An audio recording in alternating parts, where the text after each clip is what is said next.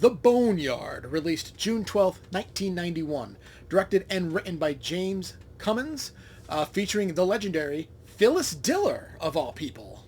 So Jersey Callum, a cop played by Ed Nelson, drives up to what looks like an abandoned house with his partner Shepard, played by Norman Fell. The dude's knocking on the door yelling, "Anybody home?"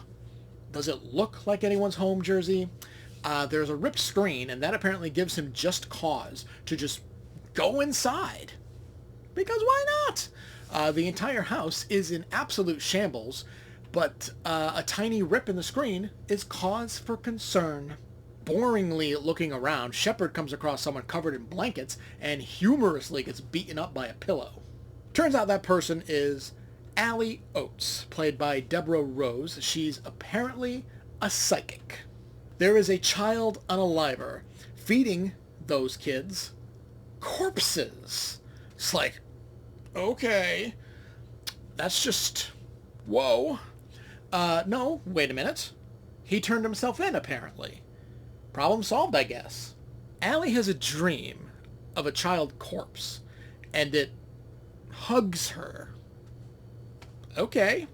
Our killer says that the Kyoshi, the undead, like to play possum when they are full. And that is an interesting new addition to zombie lore that honestly is kind of dumb. But anyway, for generations, his family has protected us from them. Yet he's the one that's unaliving these kids. And he is the one that's feeding them. How is that protecting us exactly? Phyllis Diller then appears as Miss, and I shit you not, Miss Poopinplatz. I am dead serious with that name. Poopinplatz. She's the county coroner, or she might be a receptionist at the office. It's never actually made clear what exactly she's doing there. Our cops and Allie have to view the corpses through a live camera. For some reason, they say it's not to contaminate evidence, but isn't that what gloves, masks, and hairnets are for? I mean, I've seen plenty of movies from way before this where people just go into the morgue to look at the bodies. See plenty of that now. So it's like, what's the difference? But as they're looking at it, we actually see the unalived children, and they're just mangled corpses. It's like, whoa, okay. So Allie sees one of these kids still alive and eating other corpses. They might be zombies, but they might be demons. The makeup on the kids kind of suggests more demon than zombie, because they like got sharp teeth, they got claws. So it's, I don't even know. Allie runs to the morgue where there's blood everywhere, but everyone just happens to be gone. But then Jersey shows up completely out of nowhere and shoots the little shit in one of the little shits in the head, and it does nothing. Phyllis Diller then just kicks the ass of one of them, but it's still alive.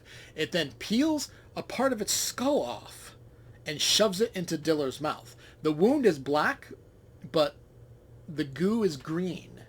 So that's also just kind of not made clear. One is taken out by a random machine gun that just happens to be chilling at this morgue. Diller then turns into this giant bug-eyed thing. They manage to take her out, of course.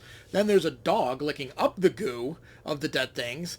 Another gets killed by getting stabbed by a forklift that is also just happens to be at this morgue. And then the dog shows up and is this giant monster, to which Dana, played by Denise Young, just laughs.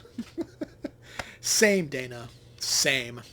There's a random gas leak that Allie uses to blow up the dog, but it doesn't work. But don't worry.